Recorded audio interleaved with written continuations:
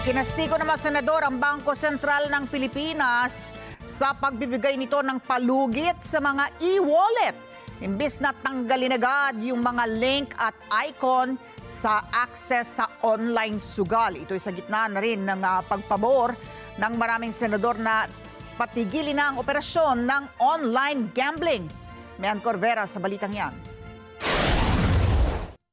Matapos magbanta ang mga senador, naglagay ngayon ng mga bagong panuntunan ang mga e-wallet bago makapasok sa online gambling. Sa bagong patakaran, dapat ikaw ay 21 anyos, hindi ka empleyado ng gobyerno o konektado sa anumang operasyon sa pamahalaan at hindi membro ng Armed Forces of the Philippines o kaya'y ng Philippine National Police. Kasi hindi po. Mr. Chair, parang Umarangkada na ang pagdinig ng Senate Committee on Games and Amusement sa mga panukalang batas na tuluyan ng iba ng online gambling sa Pilipinas. Mismo ang chairman ng komite na si Senator Erwin Tulfo gustong ipatigil na ang lahat ng online sugal dahil tila tinutulungan pa umano ng gobyerno ang mga sugarol na bumuo ng mga adik sa bansa. Kinastigo ng senador ang mga ahensya ng gobyerno na may kinalaman bakit namamayagpag ang online gambling. These people see this pattern, or the people see this pattern, and they are beginning to suspect, kulang lang ba kayo sa aksyon o meron kayong pinoprotektahan? Ano po ba ang kasagutan kung bakit hindi masugpo-sugpo ang illegal online gambling kasama na po ang online sabong? Bakit? Ayon kay Senator Juan Miguel Zubiri, batay sa datos, dumoble pa ang kita ng gobyerno sa online sugal pagkatapos ng pandemya. Pero ang kapalitan niya nito ang kinabukasan ng mga pamilyang Pilipino, lalo na ang mga kabataang lulong na sa sugal. More people have died and criminality has increased due to online gambling more than pogos. That is blood in your hands to the operators and regulators. Pinuntirya naman ng mga senador ang mga e-wallet bakit pinapayagang gamitin para sa online sugal.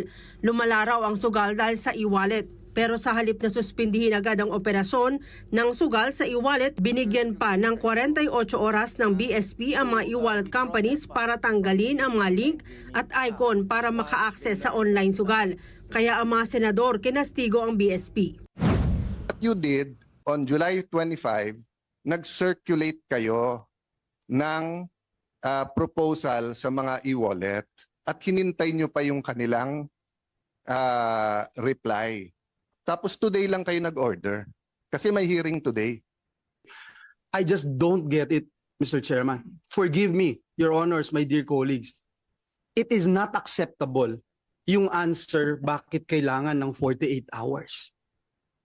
We wanted to protect the public eh. Namamatay na nga yung mga tao eh. 48, ba't kinakalampan ng 48 hours? Eh sabi nga na dito, isang pindot lang yan, tapos nawala na yung apps na yan. Ba't kinakailang palugit? Para marami pang pwedeng tumaya? Para meron pang mga kukuha ng porsyento sa mga taya na yun? Pero paliwanag ng BSP, kailangan kasi ng sapat na oras para i-take down hindi lang ang mga links at icons, kundi para sa mga customer na mag-pull out o mag-withdraw ng kanilang pera na nasa online gaming account. also provide time for the customers, for the consumers, to withdraw their funds from the online gaming account once they learn that we are already removing the links from the BSI mobile payment applications and websites, Mr. Chair. So within that time, for consumers who may want to take their money out from their online gambling accounts. Pero si Senator Erwin Tulfo gustong magpakasigurado. Morning, hindi ko na makita yung games sa mga e-wallets. Apo, wala na. Pag may nakikita po ako, i-contempt kita. Pumalag naman si Senator Rodante Marcoleta dahil bakit daw ang mga e-wallet ang pinag-iinitan. Dapat daw pagkor muna ang sitahin dahil sa hindi maayos ang regulasyon nila sa online gambling. Parang sila ngayon ang nagigisa eh. That's why I'd like to point out, ano po ba yung limited participation ninyo eh? Kasi ang PAGCOR po ang merong regulatory powers dito eh. Bakit hindi sila yung mauna na mag-regulate? Binatikos rin ni Senator Pia Cayetano ang PAGCOR dahil hindi naman natatanggap ng PhilHealth ang sinasabing tulong mula sa online sugal. Sir Chairman, again, point of information, hindi nga natatanggap, kaya sure tayo tuloy-tuloy pa rin. Tiniyak ng DICT na tatanggalin na sa lahat ng social media at mga online platform ang lahat ng promotion tungkol sa online sugal. May Ann Corvera para sa Mata ng Agila, matatag, matapang, matapat.